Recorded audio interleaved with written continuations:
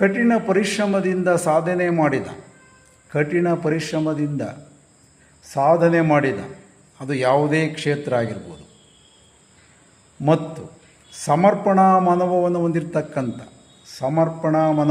ಹೊಂದಿರತಕ್ಕಂಥ ಹಾಗೂ ತನ್ನ ಹೆತ್ತ ತಂದೆ ತಾಯಿಗಳಿಗೆ ಗೌರವವನ್ನು ಕೊಡ್ತಕ್ಕಂಥ, ಗುರು ಹಿರಿಯರಿಗೆ ಮೆಚ್ಚುಗೆಯಾಗ್ತಕ್ಕಂಥ, ತನ್ನ ಸುತ್ತಮುತ್ತಲಿನ ಜನರನ್ನು ಪ್ರೀತಿಸ್ತಕ್ಕಂಥ, ತನ್ನ ದೇಶವನ್ನು ಪ್ರೀತಿಸ್ತಕ್ಕಂಥ ಸಾಮರ್ಥ್ಯವನ್ನು ಹೊಂದಿರತಕ್ಕಂಥ ಯಾವುದೇ ವ್ಯಕ್ತಿಯನ್ನು ನಾವು ಜೀವನದಲ್ಲಿ ಮಾಡಲ್ ರೋಲಾಗಿ ಇಟ್ಕೊಳ್ಳೇಬೇಕು.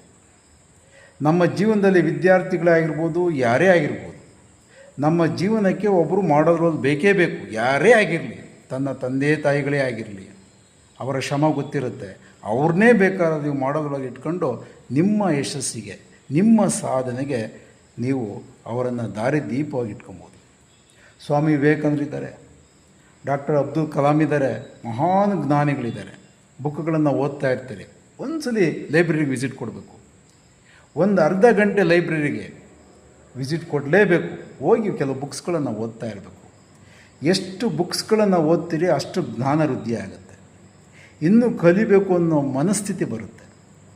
ಅದಕ್ಕೋಸ್ಕರ ಜೀವನದಲ್ಲಿ ಪ್ರತಿಯೊಬ್ಬರು ನಮ್ಮ ಯಶಸ್ಸು ಮತ್ತು ಸಾಧನೆ ಸುಲಭ ರೀತಿಯಲ್ಲಿ ಸುಗಮವಾಗಿ ಆಗಬೇಕು ಅಂದರೆ ಜೀವನದಲ್ಲಿ ಯಾರಾದರೂ ಒಬ್ಬರನ್ನ ಮಾಡೋದ್ರಾಗ ಇಟ್ಕೊಳ್ಳೇಬೇಕು ನಾವು. ಆಗ ಮಾತ್ರ ನಮ್ಮ ಸಾಧನೆಗೆ ಎಲ್ಲೂ ಕುಂಠಿತ ಆಗಲ್ಲ. ಪರ್ಟಿಕ್ಯುಲರ್ ನಾವು ಎಲ್ಲಾದರೂ ಎಡುತ್ತಾ ಇದ್ದೀವಿ ಅಂದರೆ, ಜೀವನದಲ್ಲಿ ಕುಂಠಿತ ಆಗ್ತಾಯಿದೆ ಸಾಧನೆ, ವಿದ್ಯಾಕ್ಷೇತ್ರ, ಶಿಕ್ಷಣ ಕ್ಷೇತ್ರ ಅಥವಾ ನಿಮ್ಮ ಫೀಲ್ಡ್ ಎಲ್ಲೋ ಕುಂಠಿತ ಆಗ್ತಾಯಿದೆ ಅಂದರೆ ಯಾರೋ ಒಬ್ಬ ಮಾಡೋದರ ವ್ಯಕ್ತಿಯನ್ನು ನಾವು ಇಟ್ಕೊಂಡಿಲ್ಲ, ಅವರ ದಾರಿಯಲ್ಲಿ ನಾವು ನಡೀತಾ ಇಲ್ಲ ಅಂತ ನಾವು ಅರ್ಥ ಮಾಡ್ಕೋಬೇಕು.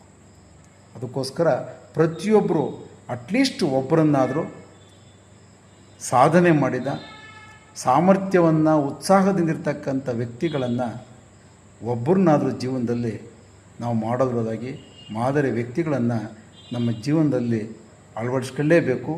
ಅವರನ್ನು ಅನುಸರಿಸಲೇಬೇಕು. ಅವರ ದಾರಿಯಲ್ಲಿ ನಾವು ನಡಿಲೇಬೇಕು. ಆಗ ನಾವು ಉತ್ತಮ ಸಮಾಜವನ್ನು ನಿರ್ಮಾಣ ಮಾಡುವುದು. ಉತ್ತಮ ಸಮಾಜ ನಿರ್ಮಾಣ ಆದರೆ ನಮ್ಮ ಪರಿಸರನೂ ಚೆನ್ನಾಗಿರುತ್ತೆ, ನಮ್ಮ ದೇಶನೂ ಚೆನ್ನಾಗಿರುತ್ತೆ, ನಾವು ಚೆನ್ನಾಗಿರ್ತೀವಿ.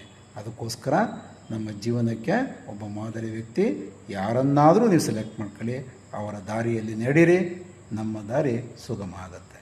ವಂದನೆಗಳು.